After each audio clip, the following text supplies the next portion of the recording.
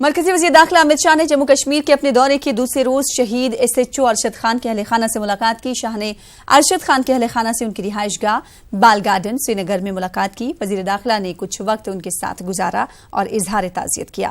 امت شاہ کے شہید پولیس اہلکار کے گھر کے دورے کے پیش نظر سخت سیکیورٹی انتظامات کیے گئے تھے۔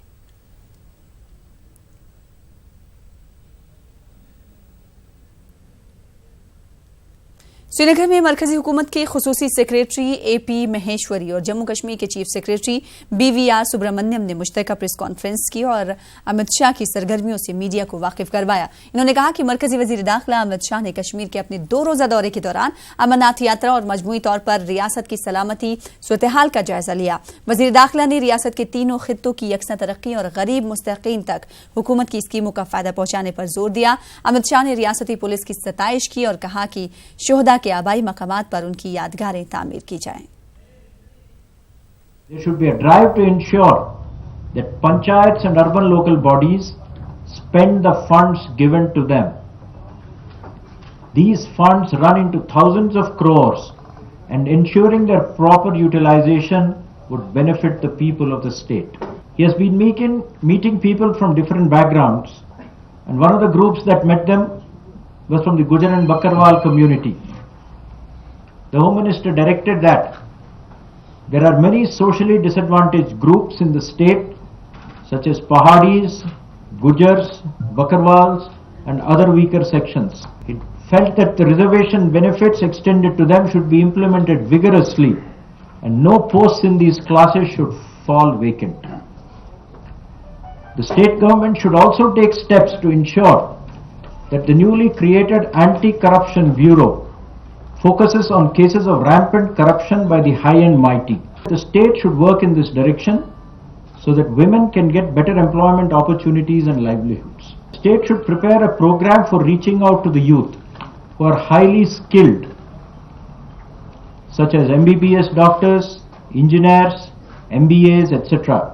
He also asked and felt that the state officers should be fully sensitive towards balanced development of all the 3 regions of the state, Jammu, Kashmir and Ladakh. Uttarakhand کے دہرادون میں ہجومی تشدد کے خلاف مسلم سیو تنظیم نے احتجاج کیا۔ احتجاجیوں نے جھارکھنڈ میں تبریز کی موت کے خلاف سڑکوں پر احتجاجی مظاہرہ کیا۔ احتجاجیوں کا کہنا ہے کہ ظلم کی انتہا ہو گئی ہے، سرکار کو چاہیے کہ ہجومی تشدد کے ملزمین کو سخت سزا دی جائے تاکہ وہ پھر دوبارہ اس طرح کی حرکت نہ کر سکیں۔ احتجاجیوں نے سرکار سے مطالبہ کیا کہ ہجومی تشدد پر ایک قانون بنایا جائے۔ دیکھیے، آج پروٹیسٹ ہر آدمی جانتا ہے پروٹیسٹ کرنے کی ضرورت ہم کو کب پڑتی ہے۔ اب ظلم کی انتہا ہو چکی ہے، اس لیے ہم لوگوں کو سڑکوں پر اترنا پڑا۔ ہم کو ہندوستان کے قانون پر پورا یقین ہے کہ جو موب لنچنگ ہو رہی ہے یہ کوئی پہلی موب لنچنگ نہیں ہے، اس سے پہلے بھی لگ بھگ 178 کیسز ہمارے اس 5 سالوں میں ہو چکے۔ پر دقت کی بات یہ ہے اور بڑی ہم کو اس میں دکھ بھی یہ ہوتا ہے کہ 178 لنچنگ ہو گئی اور اب تک اس پر کوئی ایسی کارروائی نہیں ہوئی۔ ہم لوگ سرکار سے یہ مانگ کرتے ہیں کہ جتنی بھی اب تک موب لنچنگ ہوئی ہے ان دوشیوں کو بالکل سزا ملنی چاہیے۔ جو لوگ اس قسم کی حرکتیں کر رہے ہیں ان کو انعام سے نوازا جاتا ہے۔ ناقدری عالم کی شکایت نہیں مولا، ناقدری عالم کی شکایت نہیں مولا۔ اس دور میں سب کچھ ہے مگر انصاف نہیں مولا۔ در کو تو گھٹاتے ہیں بڑھاتے ہیں خزف کو، افسوس یہ ہے کہ چاند بتاتے ہیں کلف کو۔ سمجھے، آج یہاں الٹا قانون ہوتا ہے، جو آدمی ظلم اور زیادتی کرتا ہے، قاتل ہے، اس کو سراہا جاتا ہے۔ میں سمجھتا ہوں کہ اس میں حکومتوں کے نمائندوں کی شہ پر یہ کام ہو رہا ہے۔ میں نے اپنی آنکھوں سے یہ بات دیکھی اور محسوس ہوئی کہ جہاں جہاں حکومتیں جس بات کے خلاف اور موقف کے خلاف ہوتے ہیں اس میں دوسری طرح بات ڈھیل پڑ جاتی ہے۔ میں سمجھتا ہوں کہ موب لنچنگ کا کیس تبریز کا نہیں ہے۔ ہم اس بات کی حکومت سے اپیل کرتے ہیں کہ موب لنچنگ کے کیس پر کنٹرول اور قانون لایا جائے اور ایسے لوگوں کے خلاف سخت کارروائی، اور ایسے لوگوں کو تو وکیل بھی دستیاب نہیں ہونے چاہیے، چونکہ جانوروں کو بھی ایسا نہیں مارا جاتا، جانور پر بھی آدمی رحم کھا لیتا ہے جس طرح سے تبریز کو کھمبے سے باندھ کے مارا، حتیٰ کہ وہ اس کے گھر میں اکیلی بیوی رہ گئی، اس کا کوئی باقی نہیں رہا، نہ اس کا ماں ہے نہ باپ ہے، اکیلی بیوی کدھر جائے گی۔ तो तबरेज के बाद अब महाराष्ट्र के मुंब्रा में भी फैसल उस्मान नामी ओला ड्राइवर भी हुजूमी तशद्दुद का शिकार हुआ है। शरपसंदों ने ड्राइवर फैसल उस्मान खान को मारा पीटा और उसे जबरन जय श्री राम कहलवाया। उस्मान का कहना है कि सवारी लेने के लिए उसने अपनी कार टर्न की थी, उसकी गाड़ी बंद हो गई। इसी दौरान एक मोटरसाइकिल पर शराब के नशे में धुत 3 लोगों ने आकर उसे मारना पीटना शुरू कर दिया। इस मामले पर मुंब्रा पुलिस ने ड्राइवर की शिकायत पर तीनों मुलजमीन को गिरफ्तार किया है। पुलिस एहलकार का कहना है कि ये कोई मॉब लिंचिंग या मजहबी मामला नहीं है, बल्कि गाड़ी पार्किंग को लेकर एक झगड़ा है जिस पर हमने सख्ती से एक्शन लिया है।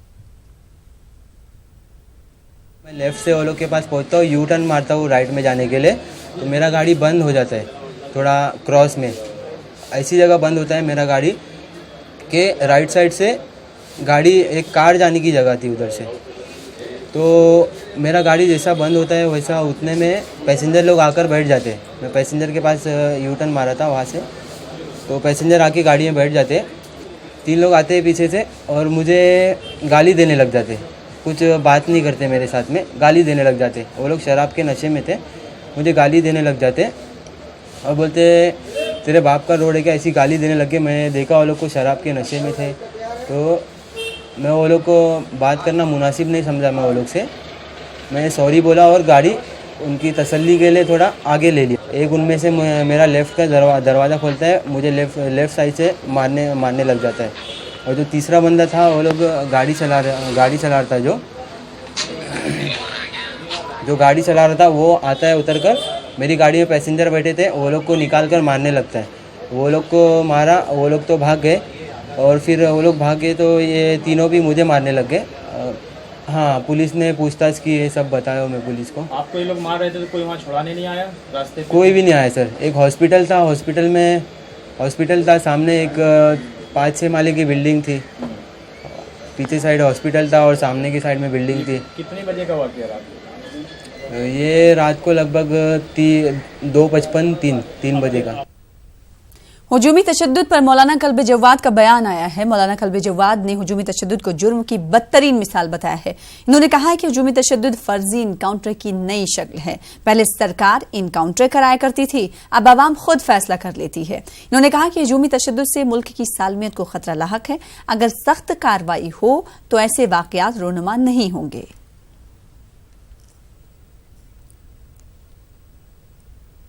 खबर मेरठ से है। मेरठ में छेड़खानी के वाकयात से परेशान होकर लोग अपना मकान फरोख्त करने पर मजबूर हैं। इलाके के लोगों ने मकामी नौजवानों पर परेशान करने का इल्जाम लगाया है। मनचलों की हरकतों से परेशान होकर लोग इलाका छोड़ने पर मजबूर हैं। नमो ऐप के जरिए शिकायत करने के बाद सीएम दफ्तर ने रिपोर्ट तलब की है। हो रहा है जी, बिल्कुल हो रहा है। यहाँ पे अधिकतर आदमी जो है अपना जो क्षेत्र, इनके इस्लामाबाद क्षेत्र के साथ जो ये मकान लग रहे हैं, वहाँ पर ये मकान बेचने के लिए तैयार हैं लोग बाग। यहाँ पर क्या करें, क्योंकि अराजक तत्वों ने इतने हावी हो गए हैं यहाँ पर कि महिलाएं निकल नहीं सकती हैं। शासन ने अभी तक कोई कार्रवाई की, कोई शिकायत की आज तक आपने इस पर? शिकायत हुई है, करी है, अभी तक कोई कार्रवाई इतनी नहीं हुई। आश्वासन तो दे रहे हैं वो, लेकिन कार्रवाई अब तक नहीं हुई। अंग्रेजी की तरह उर्दू ज़बान और अदब की भी ये खुशबख्ती है कि इसका खजाना आला दर्जे की तंजिया, मज़ाहियत, तख्लीक़ात से भरा पड़ा है। इन्हीं में मकबूल अदीब कन्हैया लाल कपूर की तख्लीक़ात भी शामिल हैं, जिनका आज यौम पैदाइश है। मुलाहिजा कीजिए कन्हैया लाल कपूर पर हमारी खुसूसी पेशकश।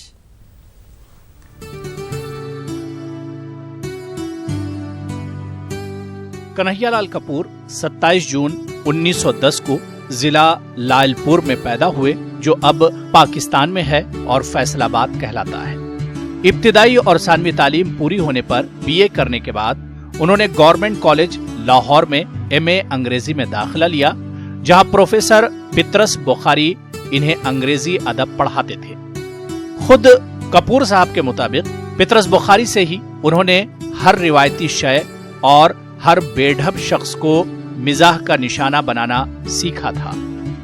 रिसाला हुमायूं में कृष्णचंद्र के एक पुरलुत्फ मजमून की तारीफ करने पर उनके एक दोस्त ने बताया कि कृष्णचंद्र तो हॉस्टल में उनके कमरे के बराबर में ही हैं। तभी से कन्हैयालाल कपूर की कृष्णचंद्र से दोस्ती हो गई। कृष्णचंद्र ने कपूर साहब की पुरमिजाह बातें सुनकर इन्हें मिजाह लिखने के लिए उकसाया और यहीं से कन्हैयालाल कपूर का वो अदबी सफर शुरू हो गया जिसने बाद में इन्हें उर्दू का बेहतरीन मिजाह निगार बना दिया।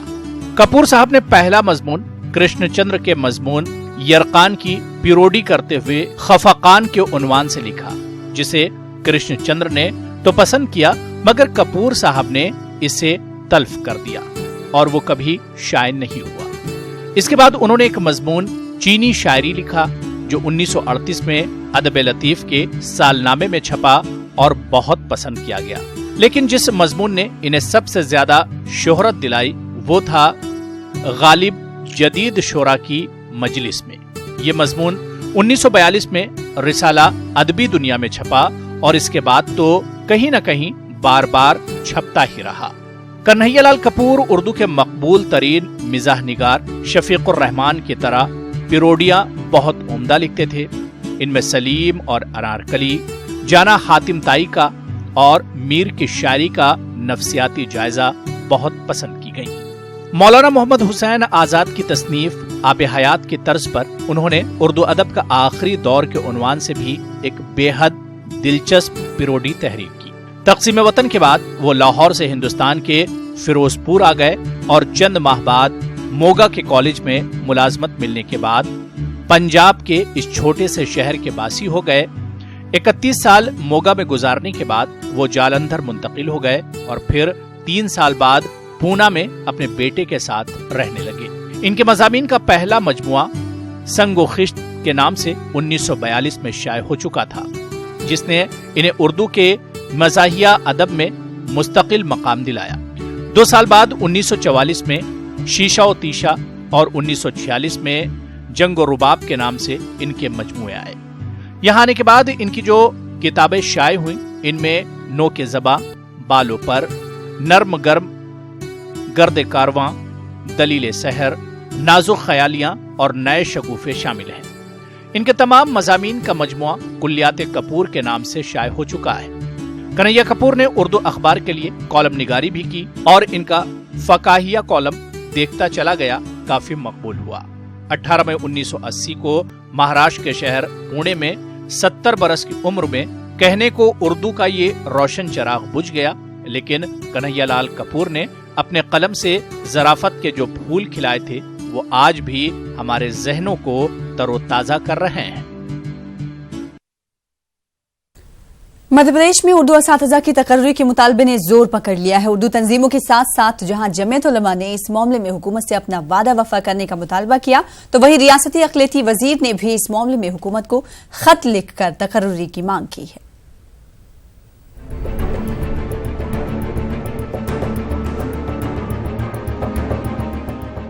मध्य प्रदेश में उर्दू स्कूलों की तादाद 578 से घटकर 128 हो गई है।